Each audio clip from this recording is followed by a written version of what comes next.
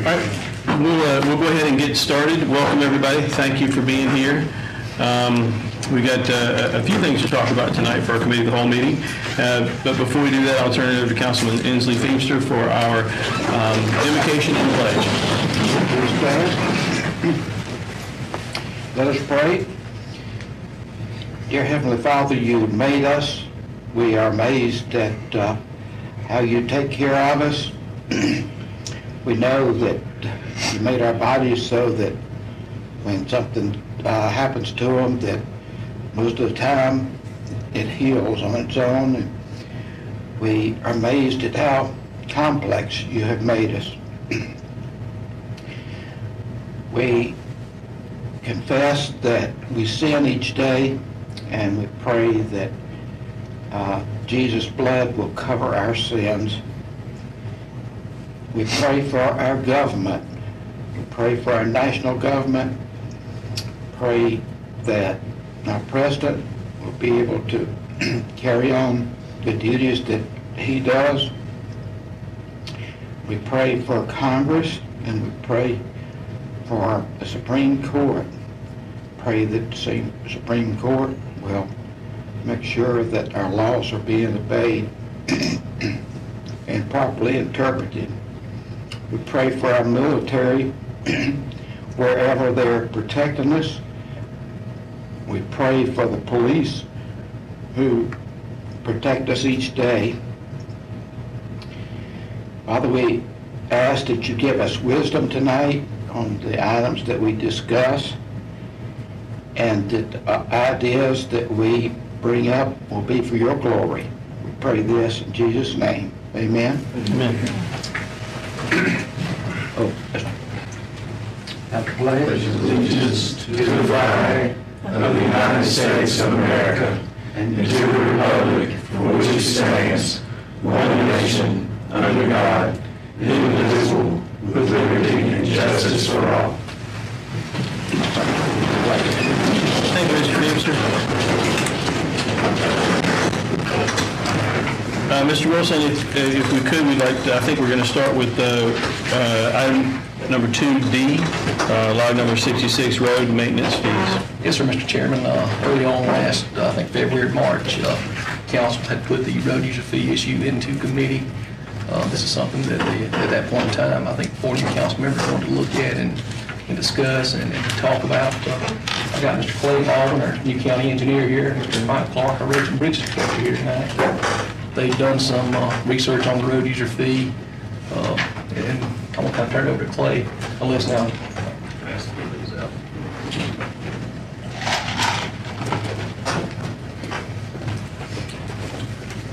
We really wasn't exactly sure what you guys were looking for on the road user fee, so we just kind of tried to gather as much information as possible. Okay. We do have a couple recommendations on the survey itself for you to consider tonight, if possible.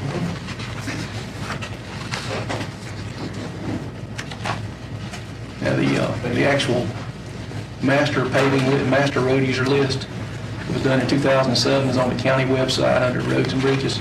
Ken's got it pulled up there now online if you'd like to see any of that.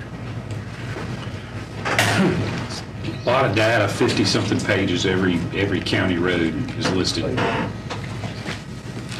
Clay, you want to start off with where we are? All right. The background is the previous study was done in 2007, so we're running off data that's 11 years old. If you think back 11 years, think about everything that's changed. The infrastructure, how many cars are on the road, businesses. We have a lot of change. The benefits is, sorry, I'm a little nervous. Don't be nervous. Everything's cool. Yeah. Really, we're gathering information to talk about it.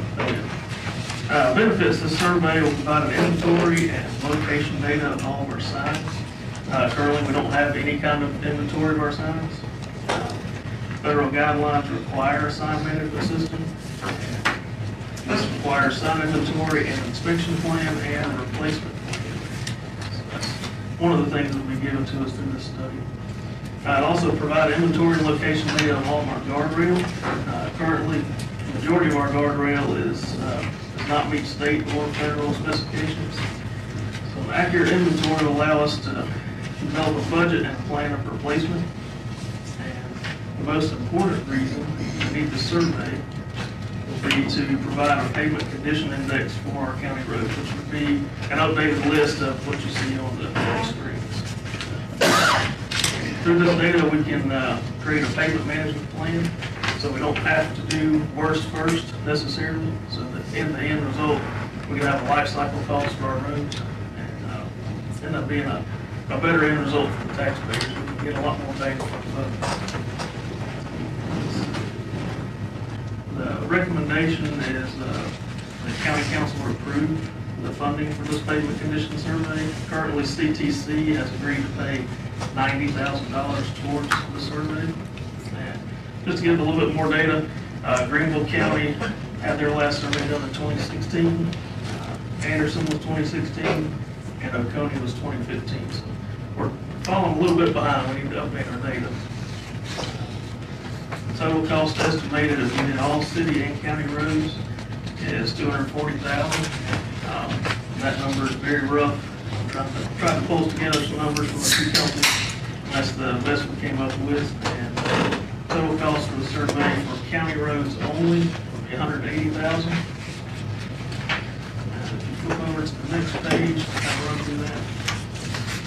This will be the result of our pavement management plan, utilizing competitive maintenance premiums. You see the red line there, that's would be a typical lifespan of the road if you just pave the road and left it alone until it needs to be paved again. This is not ideal. It's like if you buy a car, you want to get your oil changed.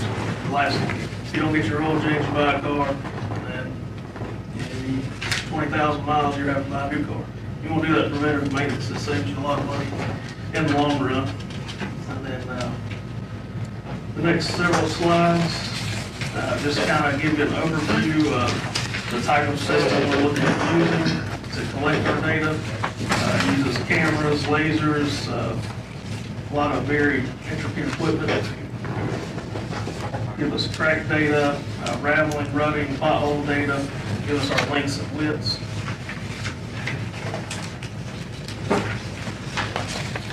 And going back to the pavement management plan, that plan will give us information, like given the current budget level, how well our road will be in 15 years.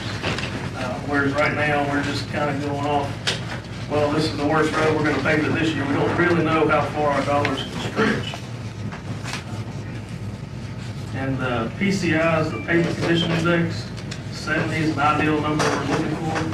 I think through a pavement management plan, we can probably maintain all Pickens County's roads at a good condition.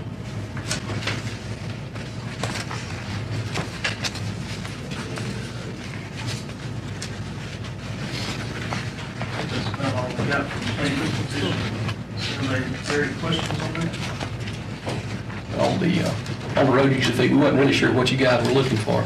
I guess everybody here understands we collect $20 per vehicle on your, when you go to renew or register your vehicle. That $20 goes into a pot. Can only be used for the pavement of county and city municipal roadways. The question came up last year. I was asked by several council members, how do we split that money up? Trey, you might be able to test this a little better than me. I think this was before my time too. But, currently, the county maintains and manages municipal and county roads with this money right here. They done a survey in 2007. The survey listed the roads from 0 to 100, 0 being the worst, 100 being the best. And what we're doing is basically a worst first situation. You go down that list there, we got $2 million each year. This comes roughly $2 million a year that come in. We start with the lowest number, work our way up to the highest number. The question come up, do we give the municipalities their money back and let them do their own roads, or do we continue as we are? Regardless of what we do, if you look at the second sheet, second handout Clay gave you right here, currently the county, I don't have my glasses, do this on me. Currently the county has 683.55 miles of roadway we maintain. We also maintain 205.62 miles of city-owned roadways. Currently, at the $20 road user fee, we've got about a 47-year life cycle. So regardless of what we do, we've got to do something different going forward, or we're going to be in the same condition state of South Carolina's in with our roadways. Now, if you keep going through the list right here, You can flip it over to the back page right here, you can kind of see, this is what's generated inside Pickens County, the city of Easley, the city of Clemson, the city of Liberty, Pickens, the Central 6 Mile North, and so forth and so on. I guess the question becomes, what do you want to do and how do you want to move forward with this? We've got some municipalities here tonight. I know the city of Easley's here, the city of Central's here. The city of Clemson actually emailed me. Rick couldn't be here, but he did want me to pass along that the city of Clemson is in favor of you guys considering giving them their funding, letting them maintain their roadways.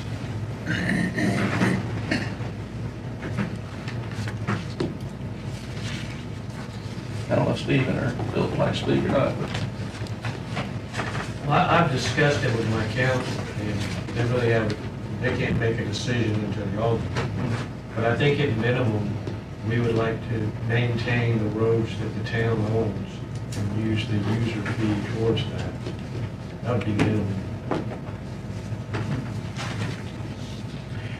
I would say we're kind of similar, and that city roads at a minimum, we'd like to be able to control a little better, but I think what it's all going to come down to is what the numbers show, and being able to do that at a reasonable rate, at a reasonable time frame, so we can get a replacement schedule, make sure they're getting paved at a timely manner.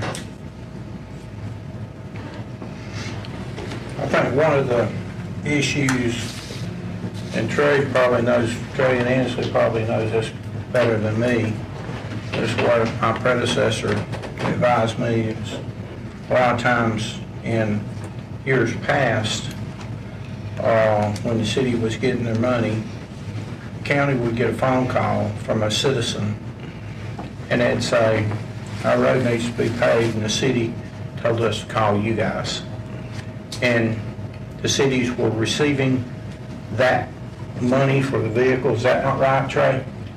There's been stories about it. I mean, that's, And so, you know, we'd have to have a very clear understanding that that didn't happen anymore.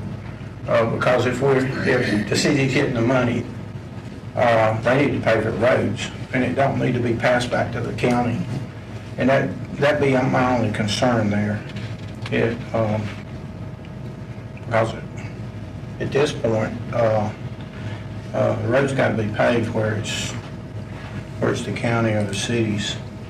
And I think there's 205 miles of roadway in the cities. I guess my concern is that all the residents of the county use all the roads. You know, so the city residents are also using the county roads, and the county residents are also using the city roads. So there's a lot of overlap. And we start breaking up and saying, well, you collect the fee and take care of your roads, but at the same time, the county people are driving those roads and the city people are driving probably more county roads than city roads, because every time you leave the city, you're on a county road. I guess one of my questions would be, how have we done so far with the program we've had? I know costs have gone way up, and so what we could, originally, when they came up with this in 2007, we were looking at like 18 to 20 years. They were figuring every 18, 20 years, just everything would be repaid. And we would really never have to go do another survey, because by the time we got to that point, that road was paved. But the costs have gone up so much that now we can't pave enough roads, that now we're pushed way out. And then is it something that we should do a survey every 7 or 8 or 10 years? Sure, we do need to do a survey every 5 to 7 years. We talked about this in the past. We talked about road paving. We've had a lot of changes in the last 15 years. The CAT bus is a great example. The CAT buses are a huge factor and a benefit to the county. But they're been a good example. We spent, I think, $1.2 million paving Old Central Road, which is one roadway. That's one half of 1 year's allotment. And the reason we did that is because we had to beef the road up to allow for the CAT buses to travel through there. We got a lot of sewer issues, things like that to come up. Roads are, in my opinion, Clay, you may want to attest to this more better than I could as an engineer, but roads it's a fluid situation, it's ever changing. I think every 4 or 5 years you need to do a survey just to see where you are. And like we talked before, this worst first is a great theory, but Clay's right, we could do a little preventive maintenance on some other roads, probably extend those from a 20-year life to a 30, 35-year life. Some of your primary roads, you may not get the 15 to 18 years out of. We need to really look at our survey. The way it was set up before, we were given this golden rule, you start with this number here, and you're not allowed to deviate unless you come back. I think there was an exception in there for construction Yes, sir. projects that went on. And we had to put reevaluate. those on, I think you can have the bottom, you can actually see that. There's some roads that you look off in the footnotes there, right there, you just passed one, I think, Ken. Because they had something Yeah, through there. if there's any type of, like that or whatever, there's some footnotes on those roads right The there. very last three. Yeah, but we really need to reevaluate all the roads. The C Fund has agreed to pay $90,000 towards that study right there. If we do them all, you're looking at, $240,000. Right now, you're sitting on, I think right at 2.1 million in the road use fee account. So we have not paved any roads since you guys come into office, because this has been in committee for over a year now, so that money's kind of just laying there dormant. But it would be nice to see where we are, so we know where we're going forward in the future. Whether we continue as we are today and do them all as a unified body, or if we split it up in the municipalities, do theirs and get their allotment or so forth. We're going to have to be looking at raising that fee at some point in the near future. All right, yeah, I'm talking about splitting this money up, I'm just doing some calculating here.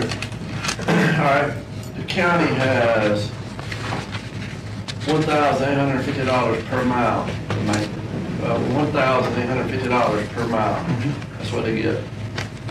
Easily gets $3,916 per mile. Pickens City gets $5,588 per mile. Norris gets $14,000 for 0 miles. 6 miles gets $13,900 for 0 miles. And we talk about this, or we talk about some other issues we've discussed, there's a huge discrepancy in that. Like what Councilman Wire is talking about, people, regardless of where they're from, they use those roads. So, splitting it up, I think, would lead to the haves and the have-nots, and it would probably make weaker than when you do that, splitting it up. And something else, you're talking about road user fees. And I've seen this happen back when they built a Walmart over here. Those dump trucks tore the crap out of some roads. Those big heavy trucks. They didn't have to pay for it. When they was dumping dirt out in the country, they did that. And also, something else to think about, if there's a way to do this, these Michelin tire testers that come into our county, 5, 6, 7, 8 cars in a row, wearing our roads out. They're from out of county. What's the way to feed them? Put a fee on those guys. And like these heavy trucks that tear up our roads, how can we get restitution from those guys? But the cost discrepancy in cost per mile is bothersome to me for a municipality. So. I have a question, if I may. Does it, I understand you have your tax revenue generated, I'm assuming that's based off of vehicles registered per municipality, correct?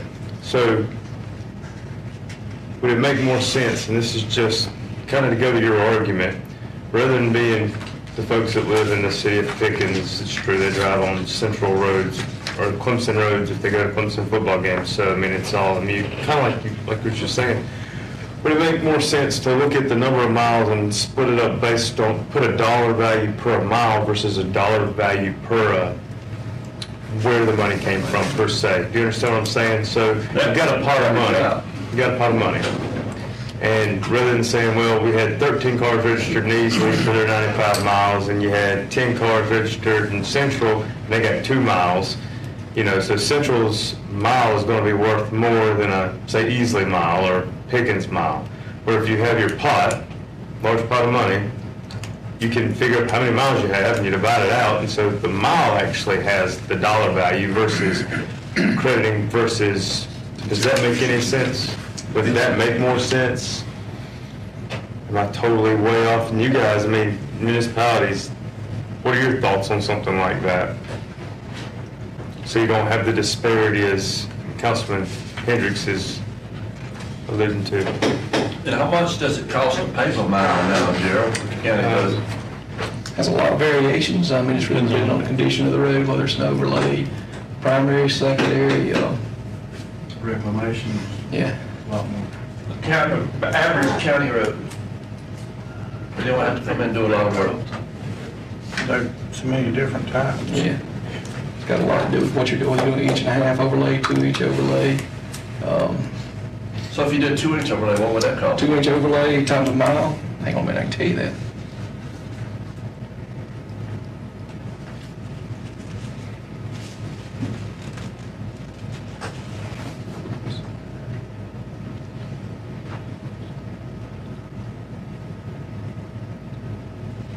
What's the price of asphalt down mine? $8. How much? $8 a ton. You're probably somewhere in the $45,000 to $50,000 range right now. Just for overlay, this is no sub-road work, no. 45 to 50 Yeah, K. and that's just a ballpark estimate too. I mean, Yeah, that's. Wes, if there's a crack in that road and you pave over it, within 2 months, that crack's gonna come back. If you don't fix that crack, if you don't get all the alligator, if you don't do the full depth patching, it's gonna come right back. no two roads will be exactly the same. Yeah, it's hard to give you a number of that. How much of this, is this all paved, What's that? the number you have of miles here? The county. This is all paved, this will not include any That minimum. include any of the No, minimum? that's a totally separate deal. I can see the city's standpoint that their roads aren't getting paved, but we're not. We're not getting too far down the list. We're not getting to what makes it gonna. And if we're gonna tell them that, yeah, we're gonna do this from the county, then we need to come up with a plan that gets their roads paved just like everybody else's. And, you know, we've got, you know, they're looking at it saying, gee, my people are complaining, and all they can do is look at the county. And like, well, you give us the money, we'll take care of it. I think from an efficiency standpoint, I think the county has a better resource to be able to do it. But we got to satisfy them that they know it's going to get done and get done in a timely manner. And I think you're right. When's the last time we had road fees raised? 97. Alan Hours is here. It's been, I'm gonna say it's been like 20 or 30 years. And I think in order to look at what we have to do, you can't have a road life for 47 years. no, we're out with the state is. Yeah, you're gonna be just like that. Now, that new product we had a few years ago that we were testing in Central, you remember that one, Phil? We did a whole, how does that work out? It worked out okay. I mean, sometimes you get what you pay for. You know, it probably extended the life. I don't know if that would fall under more of maintenance, if you did that overlay like you're talking about. Obviously, not every road qualifies for it. But Yeah. one of the big things we were looking at is a way to extend the dollars that we get in. And I know we did a test in Central. And have you seen I mean, is it lasted, is it? Yeah, I mean, it did okay. It was probably cheaper than grinding it down to the crush run and doing a, 4-inch base. But it probably extended the life of it. Are you familiar with this? You're talking about the road that, in front of, right beside Town Hall? Is that the one you're talking about? Yeah. It's hard to tell about that road because Cat Bus runs up and down that thing every 20 minutes. So that may not be a good candidate. Yeah, that's not a good candidate for something like that. Typically, most of your preventative maintenance treatments, they have 5 to 7 years of life. So anything you can do to keep water out of the subgrade, crack seal, a thin lift overlay, a slurry seal. They make some rejuvenators now, I think they're like $65 a square, or 65 cents a square yard. Something real cheap, but it adds life. It keeps your pavements in that good condition. That's why I was going back to the pavement management plan. If we get the study done, and we include all the city's roads, those roads would be included in the plan to keep all roads in good condition. Talking about raising the fees, did Greenville County, they had a lawsuit when they raised their fees, right? Did somebody sue them? Yeah, they raised some fees, but it had something to do with the radio system too, right? Ken? It did, I don't What was remember the it? Something to do with details. what? Something with the radio system too was tied with their fees. I'll look into that, I don't remember the details. Clay, him and Mike come by today and talk a little bit about this. Long term, if we can find something that worked for everybody, our best option is to, it's probably not what y'all guys want to hear, I'm sure, but long term, after we've looked at it, and we've been back and forth on this for the last couple of weeks, if there's a way we can make this work as a unified system, I think for everybody, it works better, long term. I think one of the biggest things you run into is when you split out and divvy out the $700,000 is that puts the county operating on 62% of our budget for the majority of the roads, I'd say 80% of the roads. So it really puts the county at a disadvantage where it might really help the city, but if we keep it as a whole, I feel like the whole entire system would be better off. And I agree with that statement. The county has 683 miles, and if you split the cost up, what was it, 1.9 mil, divided by the total miles, you're looking at $2,166. But you're talking about y'all splitting it up. Yeah, so this means you got 654 miles with the least amount of money per mile to maintain it, and that means that thing's gonna turn into crap. And I think we got pretty good county roads right now. As I see it, we've got three different issues to try to decide. One is who maintains, which is what you were just speaking to, whether or not to do this survey, whatever assessment, and then determination if we need to do a fee increase, and then that's split between. Do y'all? What's the answer to that? As far as if it's $25 for a car, what do the trucks pay? What does the cat bus pay? Is there an extra cost on that? Cat bus is probably exempt in a government vehicle, if I had to guess. So is there, if those things are really what's tearing up the roads, should they not be paying more? Exactly, because you got some of these trucks, nothing against those big trucks, but. I know, I'm just talking out loud. I don't know the They pay a higher answer. federal rate because of the roads. They pay their fuel tax. That's right, they pay a higher federal rate, and that's not the fact of the damage they Do you do. not see them tearing up roads, big trucks?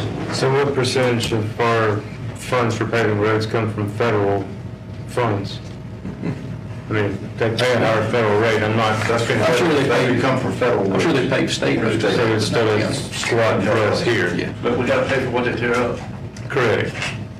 Seems like I remember something in school about 1,000 cars equal one 18-wheeler, 28,000. Really? It's a huge number. That's the amount of damage done. So what do other counties do? They charge, Same thing we're doing. Most of them charge a road user fee. You look at, on the bottom of the first page, Greenville has a 25, Spartanburg has a 25. And Oconee and Anderson, they just pull their money out of their general fund, but Anderson hasn't paid any roads in 4 years. When I talked to their public works director. okay. What page, where's it at in our handout? The next slide. Two-page, Your second page at the bottom down there, that tells you what your sister counties are doing as far as a road user fee. We're at 20 currently. On this two-page handout, or the two-page on the front, Flip it up. at the bottom. okay. But it doesn't list, let's see. Okay, gotcha. Because I thought Greenville was going up like 30 or 35 or something. They're at 15, but they're within, I think, a month or so will be at 25. That's what I was told by their county. Well, see, once again, it comes back to they got a ton more cars. That's right. They currently Okay? have a 5 So they've got, we've got a lot of land and not a lot of cars.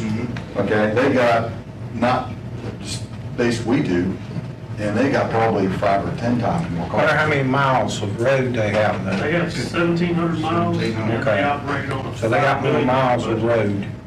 Right. And Clay also found out that they give their cities pretty much the same amount of money, $715,000 is what they give their cities. You're talking about Simpsonville, Malden, Fountain Inn. That's a lot bigger cities than what we're But they got 5 times the income we have. That's if you right. look at- Right. And twice the roads. That's right. What about that? I'm gonna throw one at you guys. we really do need to consider doing the study to see where we are today. I really feel like that's going to be money well spent. We coming up on June and July. What if I met with the city, get Stephen and Philip and Clemson, let's all get together over the next month or so and come back to you guys in August with something from all of us as a group on what, kind of bring some ideas back to you. By that time, we should have the study done as well, if you guys would approve the funding for the study. But really, until we know where we are, it's hard to say where we need to go.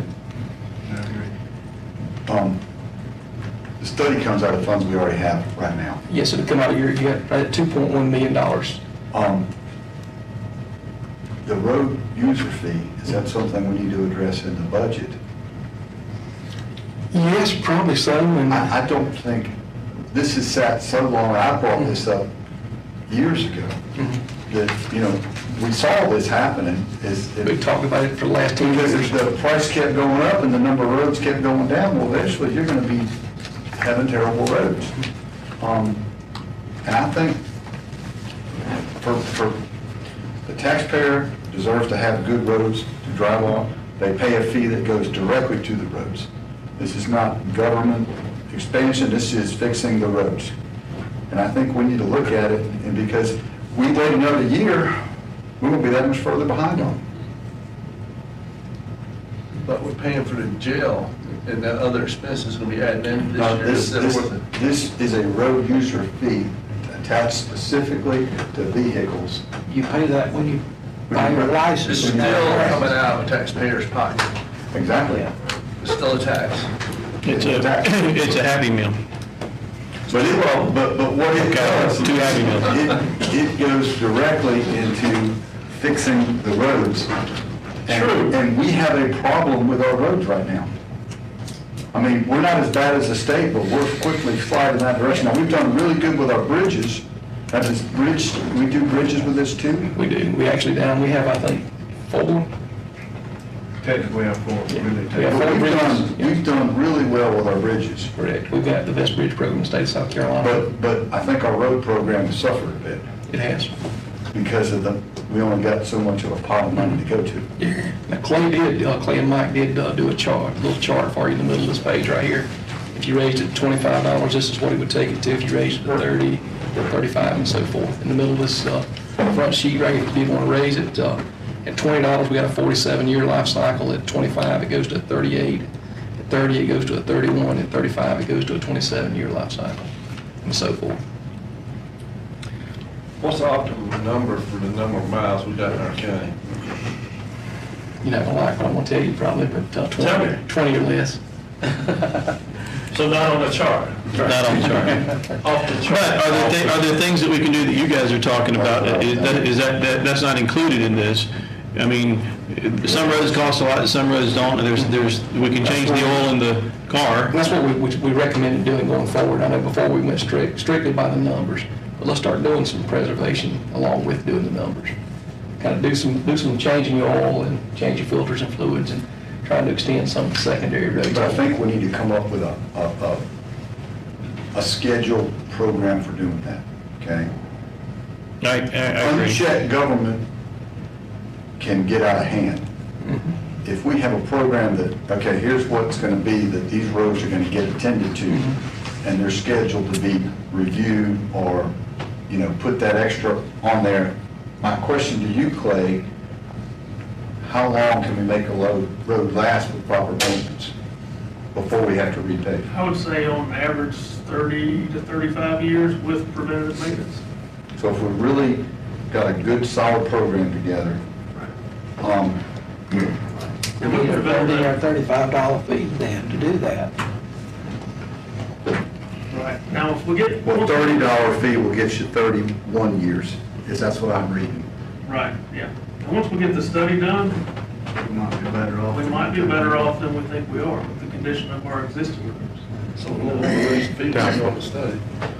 Here's the point, I think that irregardless of what the study says, we already know generally what's going on. No, but if we raise it 10, the study recommends 5, or if we raise it 5, the study recommends 10. The study isn't going to recommend anything. This will give us a better It'll idea. help you know what you're dealing with and how big the problem really is. I mean, How much we need to attack. I'm the one arguing for fees. I know about the farm. Everyone's going, this is not Trey. I think that you've got to do it, but I think you've got to have an educated, you've got to have a little more information before you determine how much, kind of back to what Councilman Hendricks is saying. I mean, if we say 5 today and the study comes back and 90% of the roads need to be replaced in the next 2 years, well, there ain't no way that $5 is going to cover it. You know what I'm saying? We're And that was just looking at the roads. roads, just to maintain the roads for a 31-year period, okay? If we're gonna say we want these roads we have to make it for 31 years before the next payment, okay? Just with no added new roads, not talking about any condition, good or bad, but just for the life of the road to make 31 years, we gotta have a $35 fee. That's not looking at the condition of the road, right? That's just saying for a road to last 31 years with preventative maintenance and doing everything we can to stretch it out, because usually it's about 20, 15 to 20. We're stretching it by putting preventative maintenance on there, so no matter what condition the road's in, for a road to last 31 years, on 889 miles, no more, which we know we're gonna have more, it's gonna take a $35 fee, assuming we don't have any inflation. And we probably have some roads that haven't been paved 30 or 35 years or 40 years. And so we need to go ahead and put in the fee, say $35 this year, and if next year we don't need that much, we can cut it back.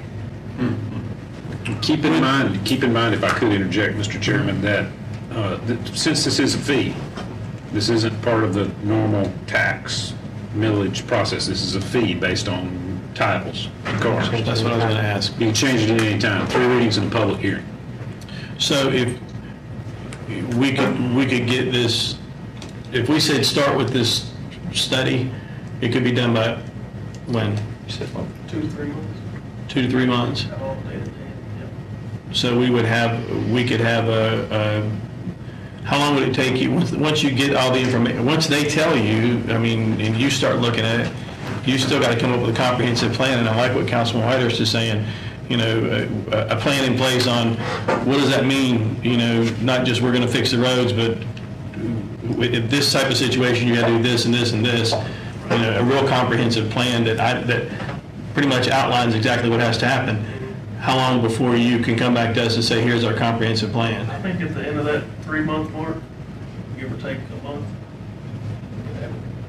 So my question to you guys is, I mean, I'm agreeing with you, but if we go ahead and fund the study, and then we can make that decision in August.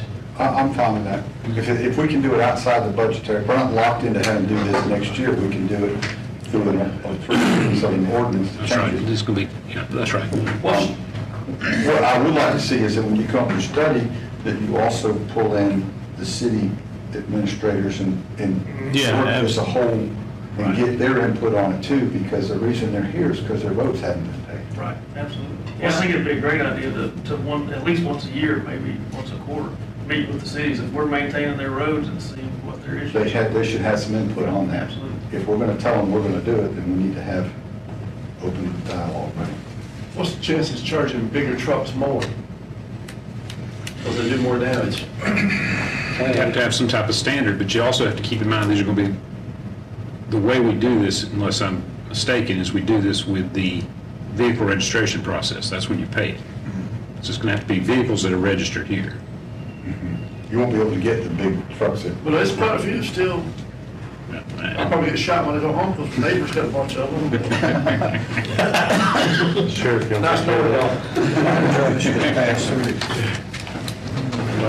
Long roads just pass through. Yeah, there's a lot that are passing through too.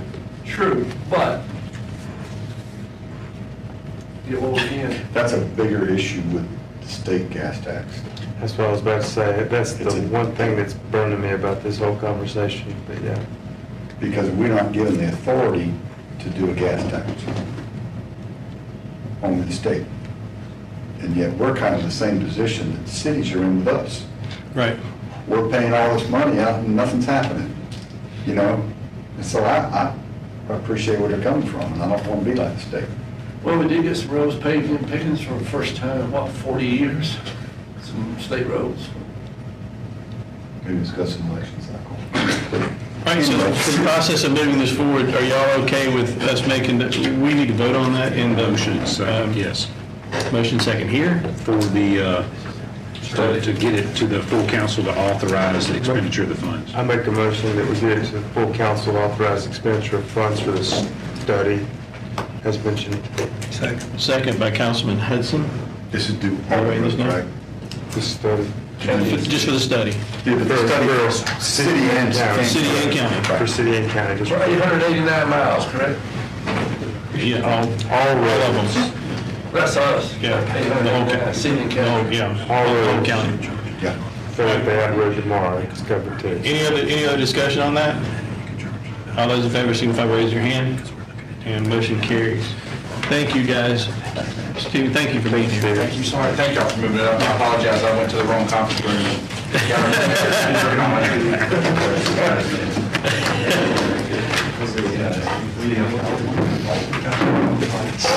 you want to go ahead and get Wes since he's here? Yeah, which one is, he wants executive session. And thank you guys for putting this together and educating us a little bit, and hopefully, now you're gonna have a whole lot of work to do, right? All right, good. I appreciate that. The next thing that, on the item is the Public Transportation Survey Log number 98. This was put on our log by Councilman Bowers. It sure was. I appreciate you allowing me to bring this up and mention it. For years and years, when this all came about, for years and years, I've seen needs assessments, et cetera, public transportation has always, or lack thereof, has always been mentioned as a need in Pickens County. However, I've never really seen or been able to find evidence or anything that we've actually addressed it other than saying public transportation's a need. We don't have it, we probably need it. I was kind of shocked. I learned that the poverty level in Pickens County, the amount, the physical dollar amount, poverty level, and you've heard the statistic as many times as I have, it's higher, like the dollar value is more in Pickens County, and it's purely because we don't have public transportation. The reason I asked to have this put on the committee agenda is between GPATS and ACOG and NACO and the Association of Counties and Office of whatever, XYZ, I feel like certainly there's something out there or some resources available, et cetera. I would like to look at the possibilities of kind of like we're doing a needs assessment on our roadways here, the miles that are on the ground, but what a public transportation system would look like in Pickens County and what it would cost. I'm not asking anyone to say, yeah, let's put in a public transportation system. I'm asking to discuss and thoughts on doing an assessment to even determine if it's feasible, and if so, what it would look like and what it would take to have it happen. One thing I've learned is not all public transportation is CAT buses or GTA buses. That's not, in other areas, that's not even it. It could be ride sharing and not Uber, but ride sharing and et cetera. There's so many different faces, if you will, of public transportation. So I guess that's what I'm bringing. That's why I asked for this to be added to the committee log, and so we could discuss this and get you guys' thoughts on that. Have you talked to folks, I know you talk about it every I haven't talked to anybody other than, Because I talked to one of the council members at Clemson back probably a year ago about cat bus and stuff and how that works. And it's, to me, it seemed kind of expensive, because what I was thinking about, if we get a bus to go to Clemson, carry students to Clemson and Tri-County Tech, to have transportation, because so many of them have lottery money to go to school for free, but don't have transportation, so they can't do it. And the cost on that, I can't remember how much it was, but it was 6 figures for their part, up $500,000 or something, I can't remember. But it was kind of expensive to do, pay for that. But if you found something that would be awesome, because I know Pickens is left out of the loop. Because we need people with transportation to Easley. We need people with transportation to the Clemson area. And maybe even Liberty because of the Masters area. But those areas. And the cat bus stops at Lowe's, I think it's a cat bus. So that's, if get people to there, we can get them to Greenville. And they can take care of business over there that they've got to take care of. But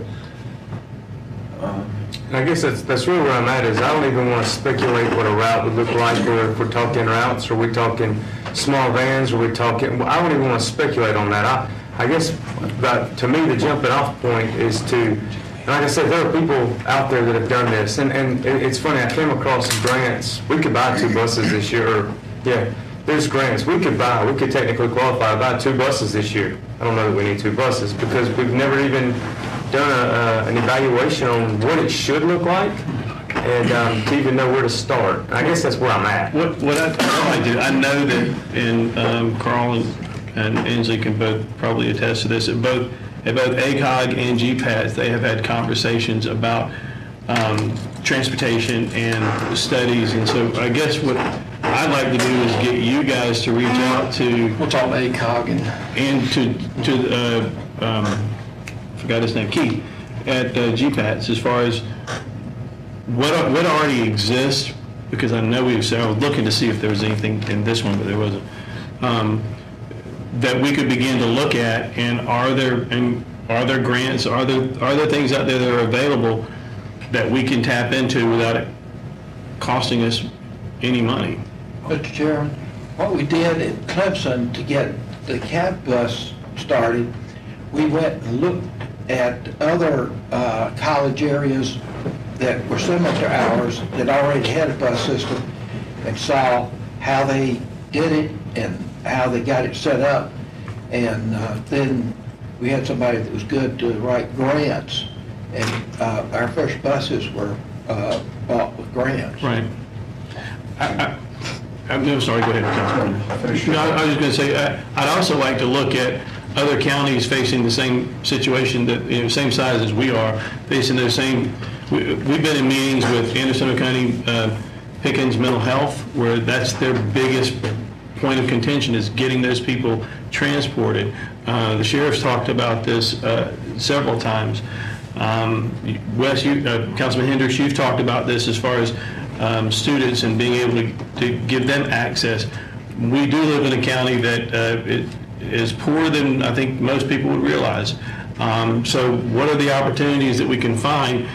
This begins, I think Councilman Bowers is just beginning the conversation. I think we should be able to reach out to these other organizations that could really help. This has been, I guess, talked about for years. They were talking about high-speed rail and everything I've seen that discussed. You get a grant for your bus, that's not your cost. That's correct. You got a lot of cost involved. Is running the system. Clemson's cat bus is free to the riders. Okay, they have a very captive audience and the student body, that each student body person pays $75 a semester. I know this for a fact because I paid it, whether you use the bus or not. Okay, so what happens is, in order for a public transportation system to work, you have the non-users covering the cost of the users. Okay, what I would recommend is that you start looking at some other places and see what they've done, and from what I've gathered on it, and I've not done much research on it, I've read a couple of studies, it's not cost effective. In other words, it costs money, so it becomes, you have to, as in Clemson's case, they tax the students. And whether they use the system or not, that's part of their fee, you know? And so in that situation, that's how they get the money to run the operation of it. The buses themselves aren't your expense, it's the operations, the fuel, the employees, the routes. And so I would try to find places that have it and say, how's it worked? Right. What have you had to do? Have you been able to figure out how for it to pay for itself? Because ultimately, it ought to be some way for the user to pay, but like Mr. Bowers saying, you know, we have a poor county. Yeah, we do. that becomes a difficult issue. So now you gotta figure out where to get those funds from. But if people can ride the bus to go to a job who don't have a car, then it will pay for itself eventually. Well, I mean, you'd have to look at what it would take to get those people to those jobs and where those jobs are. If you have a massive BMW plant, you can bring a haul of bus in with 50 buses full of people, yeah, that becomes cost effective. But if you got 2 people at the plant, and then you got 2 people at the plant over here, and 2 people at the plant over here, and 1 person over here, once again, it may not work so well. Well, it all comes down to a quality of life issue. I mean, we're talking about jobs, we're talking about livelihoods, we're talking about education, we're talking about healthcare, medical care, we're talking about buying your groceries, even down to that level, is what we're actually talking about. And before we talk about buses and running a bus company or a bus system or whatever, any of that, before we talk, I guess I'm at the very beginning. I don't even want to get down in the weeds that far. I'm like at the very beginning. And there's somebody out there that can tell us, and I think there's probably some grant money out there to get that person to tell us what it even needs to look like. You know, at the outliers, do we need, I don't know, some kind of little van shuttle like Greenlink does that goes into the smaller communities that can't feed a big bus? Or is that all we need, period? Or do we need to look at what King County in Washington is doing? And, you know, they're the one profitable bus system that I know of, and it's because they sell advertisement out the wazoo to pay for their bus system. You know, so before we even determine we need a bus system or don't need a bus system, I guess I'm still at the very beginning jumping off point of what would it look like, what should it look like, and what would it take? Is kind of where I'm at. I'm not asking anybody to say, yeah, let's spend some money and do this. I just would like to start the conversations because I know that seems slow, and I'm usually against slow, but in this case, I think if we jump in and say, hey, we need a bus system and a bus route, let's make it run through all the municipalities and tie in with CAT and GTA somewhere, we're setting ourselves up for failure because I don't think that's actually what we need. So. There's another thing that will happen too. Some people won't ride bus. I've got relatives who can't drive, but they wouldn't ride the bus. They expect relatives to carry them places. Well, maybe it creates a business opportunity or somebody who, you know, we are your relative, call us. Or Duke Energy could pay for a monorail. There you go. There you go. Do it that way. Well, that has to be real. We do a look around. Yeah. So cool. So you guys are going to start working on that? Yes, sir. And could get back to us at the next committee meeting? Yes, sir. Okay. Anything else on that? Next item is to an employee engagement survey, log number 100. Mr. Bauer. This is me again. Thank you guys for allowing me to talk about this tonight. I know we did big raises and all that about a year and a half ago now, I guess. And money isn't always engagement. You know, throwing money at somebody doesn't always mean they're engaged in their job. And let's be honest, from a business standpoint, you always, and I'm not talking about employee satisfaction, there's a huge difference between employee satisfaction and employee engagement. The satisfied employee, yeah, they're happy for the moment, whatever, and that's just a kind of a screenshot picture. When I look at an engagement survey, I'm looking at the person that has bought into their job, understands their job, they are there, they are Team Pickens County or Team Costner Enterprises or whatever company they're working for today. I would like to look at, there again, I'm not asking to spend any money today or anything like that, but I would like to look at what it would take to do an employee engagement survey. I think some of the feedback that we could get from that would show us some weaknesses in areas that we don't even realize exist.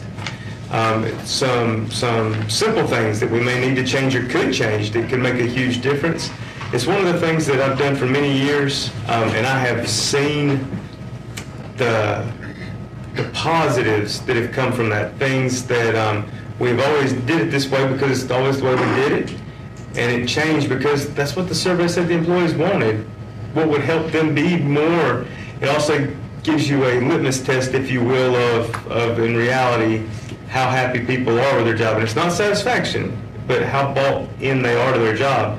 Because if you get that employee that's bought in, like these guys, you're sitting up there with the, you know, if you're bought into doing what you're doing and you have faith in your administration and you have faith that you have the resources and tools to do what you need to do, you're going to do a better job doing your job. If it's a Monday every day of the week and I don't want to be at work, but it's a paycheck, you're not going to give good services to the customers. And the customers in this case just happen to be the citizens of Pickens County. So I would like to ask you guys to consider us looking at what it would take to do an employee engagement survey, because when we have the number of employees that we do have, you're not some small organization. You are a large employer in Pickens County that affects thousands of lives. I know surveys talking about looking into doing them in a school setting. We use Survey Monkey a lot, and that's free. Actually, that's what I was going to say. Not even in the school. When Time Warner and Charter Communications merged into this one massive company, they still use Survey Monkey or create their own, I guess, hybrid of that, to where they send out an employee engagement survey. And I agree. What Councilman Bowers is talking about is more than just, are you happy with your job? It gives employees at every level an opportunity to talk about what they do and what they like about it, what they don't like about it. It gives administration and staff and department heads huge opportunity to get feedback. And now you got to realize that you got to have thick skin on some of the feedback, and a lot of times people don't like change, and this past year has been a lot of change in what this council has been able to accomplish and what you guys have worked towards. But I believe in, as far as productivity, we want the best and the brightest in every position, and I think we already have that with the people that are with our county. I think this gives them an opportunity, gives them a voice to say, I've got an idea of what if we did this, and now that we can hear that. Yeah, I agree. I don't think it'll cost us anything. No, I agree with ownership and buy-in. I think It's something that our HR person could certainly research I'll do on that tomorrow. look at other. Can I ask Mr. Bowers a question? Yes, sir. I'm assuming you've had experience with this through the hospital? Is this Yeah. where you pull from? Yeah. That you've done employment engagements? Every year. And we usually have We do it every upper 90% feedback from the employees. So you're basing your experience on having done this to do it here. Then I would say, if he's taken a lot of these surveys, he's familiar how they work, that if you're going to talk to them, that I'll put the monkey on your back and you get involved in helping them figure out some of that stuff, since you've... So I'll be more than happy to, and the big thing about it is making sure the survey has the right kind of data. You're getting the right kind of data points, that it's not a satisfaction survey, that it's a true engagement survey. I did, just for giggles, look, SurveyMonkey does have one. It's pretty good. We use Press Ganey because that's what everything in healthcare is, right? Press Ganey. I'm sure it costs money because it's got healthcare attached to it.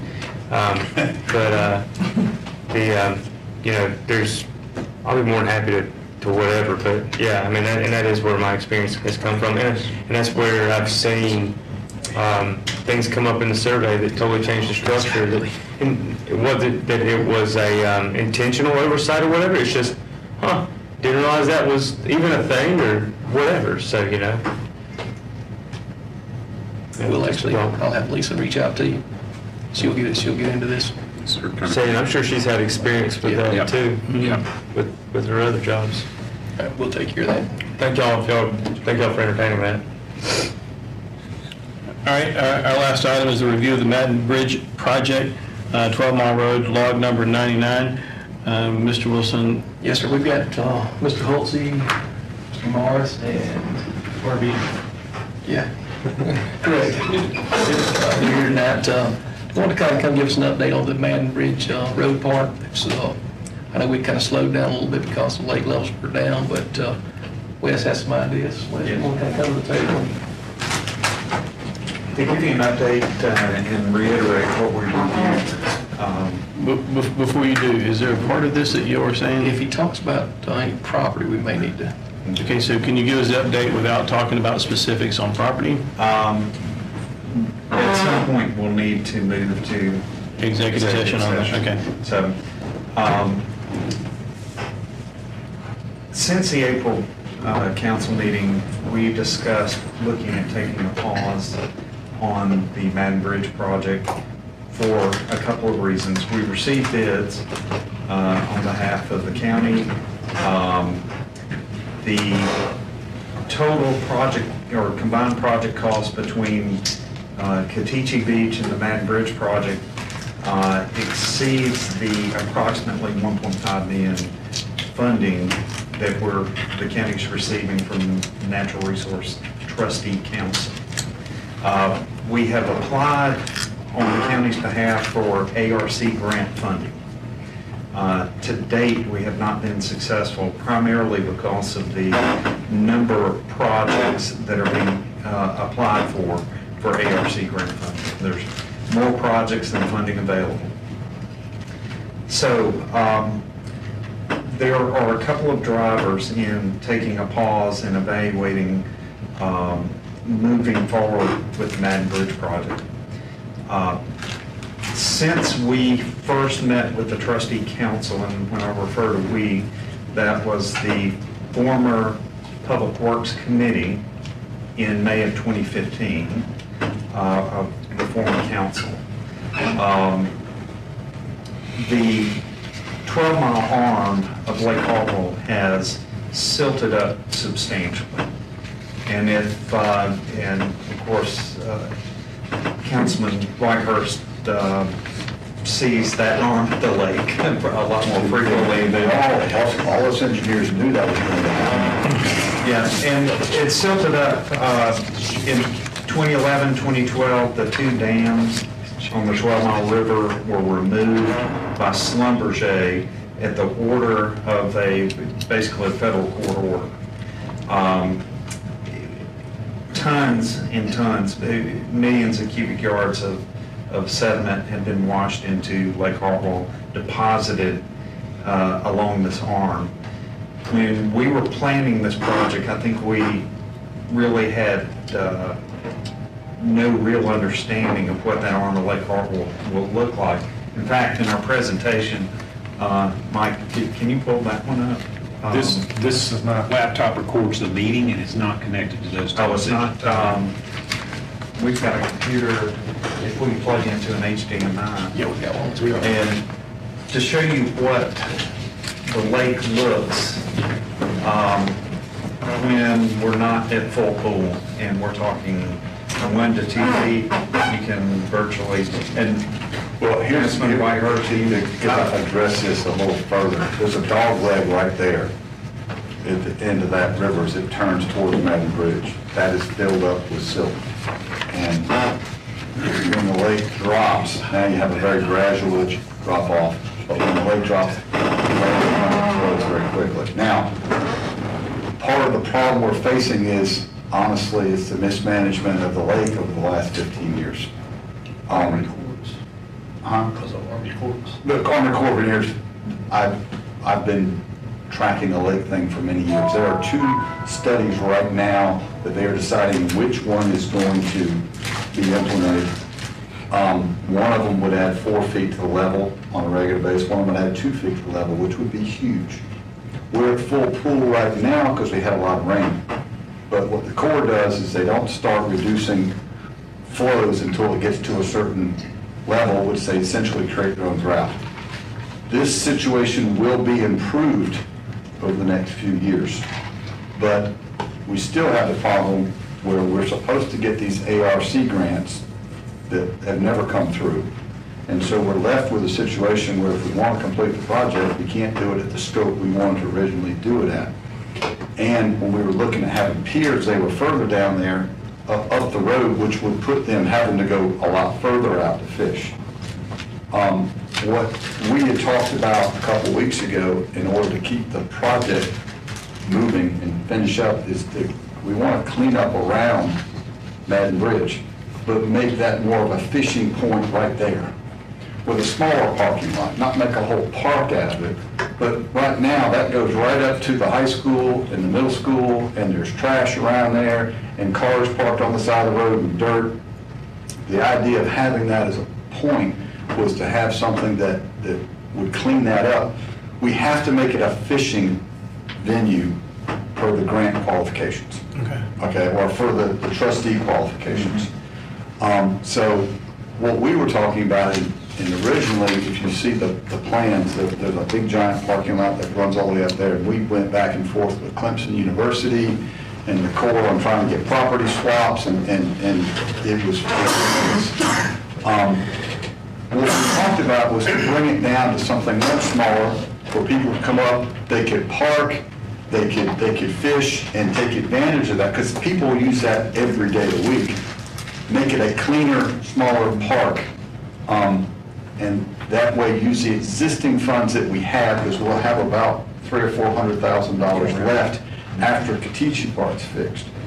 That we could do this on a much smaller scale, stay within budget, and have an area that cleans it up and makes it a fishing thing that will be used even when the lake does drop down. What does that do with that grant that you're trying to It get? uses that, we don't have to worry about the grant anymore. The ARC Okay. grant, we don't have to depend on it. Because we're still, We keep applying for the ARC. We have It could be money something else. from the trustees. right, We'll have about $300,000 or $400,000 left over after Katichi's from the funds we're getting from the trustees. What we've been doing is applying for this ARC grant to get another, $500,000? Yes. And, you know, we were about to take money out of the general fund to do that, and we actually authorized that, but to his credit, Gerald, when the funding didn't come through, we didn't do it, because we're not going to just, that was supposed to be replaced by that grant. Well, that grant's just not getting approved. And rather than us wait and wait and wait for a grant that may never happen, let's take what we do have, small it down a little bit, and make something work. is that what this is? Now, wanted to point out, this, if you see the sandbar right here, that's only 2 to 3 feet below full pool. Wow. And if you can invert this, here's the shoreline here, we're looking at this upside down. Flip, yeah. And that is basically an alternate plan for this Man Bridge Park location. Hal, if you can flip back to the current plan. Okay, that's what we have a bid on. The topography, at least from here to here, from the road down to here, is very steep, and it was going to require a retaining wall, correct? And so we're looking, the bid was how much? $849, which is actually less than what we anticipated, what we budgeted for. However, that additional funding just has not come in the door today. And this new plan or alternate plan, I think would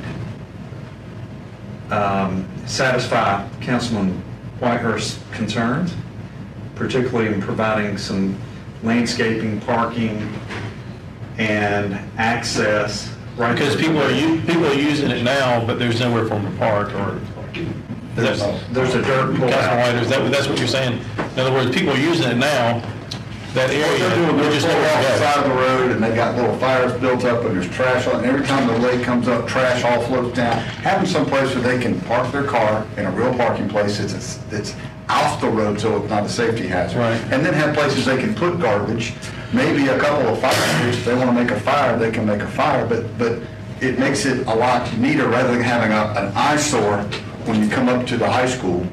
It looks like a small park. You know, I'm talking, 4 or 5 parking places, something like that, with so we can have a pier of some sort to go out, so therefore we can keep into the requirements of the fishing park, but then they have a place to fish off of. The Corps will not allow a pier or out into the lake. It would have to be a floating dock. Right. However, we had the opinion that a floating dock would be sitting on that sandbar the vast majority of the time, and we felt like a platform or observation deck, which is that structure right in the middle, right there,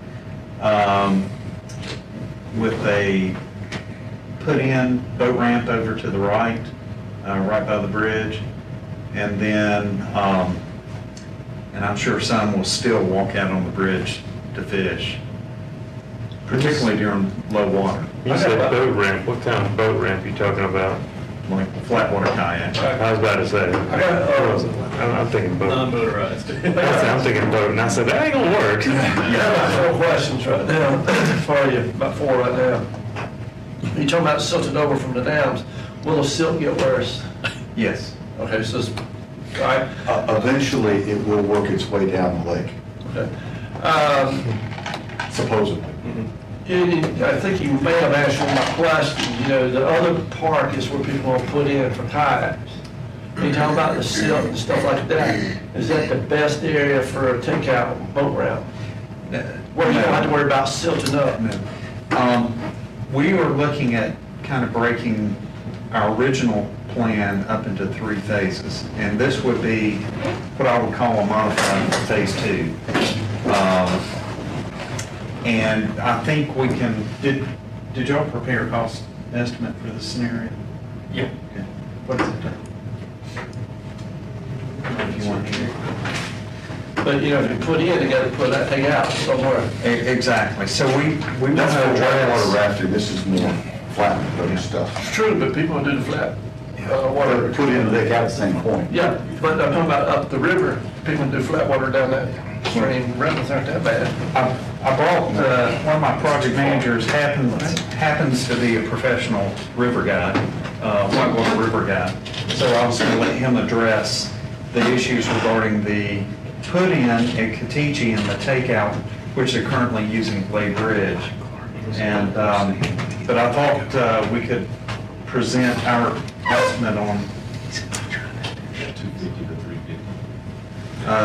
250,000 to 350,000 for this concept, which would fit within the trustee dollars available, plus the $100,000 received from the Duke Water Resources Grant. So there's about 1.6 million total available. Well, what happens if you get the ARC grant? Are you doing this with possible plans for expansion where you could add on? Well, considering the lake conditions, particularly with the sandbars, at this point in time, we would not recommend moving forward with the full project because I've walked it myself. Hal Morris has walked it. It's at least 100 yards out to the water, which is a small channel, at the dog leg. The other plan will work. During, you know, if you're 3 to 4 feet below full pool, which is 75 to 80% of the year. If you talk about people taking out Lake Bridge, is that public? Lake Bridge is, and I'll let Steve Aubrey address that. To move into that segment, we would need to move into executive session. Any other questions on this before we do that? How many miles is it from Madden Bridge down to this? Or how far is it down the waterway? It's from White, 6 or 7. It's not, in your opinion, that's not, in my opinion, I know the answer, but in your opinion, that's not too much for somebody to put in at Madden Bridge and kayak to there, is it? I would say yes. You think it is? Yes. 6 miles? Yes. It's the difference between a flat water kayak and a recreational and a lake Yeah, kayak. can it not a flat water get down that river? I would not go down below Katichi on a flat water kayak, no. It's class 3 whitewater. You're different, Wes, because you're experienced. Yes. I'm braver than I. Yeah, he would take way more courageous. Right. Any other questions? And then I'll entertain a motion to move to executive session. Motion. A purpose for that. Sorry, specifically to talk about property as it relates to our alternatives. alternatives design on Madden Bridge Park For, yes. or things that, I don't want to leave that out. For a takeout. Mile Creek Park. Yeah. That's fine. Okay, motion. Second, by Councilman Hudson, second by Councilman Hudson. All those in favor signify by raising your hand, and we will go into executive session.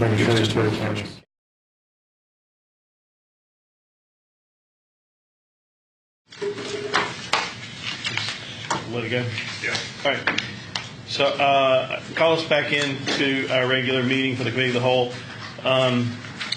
There's only one action item for us to take out of this is a recommendation to the next council meeting to move forward with the alternative plan for Mountain Ridge Road and option. I just had option A,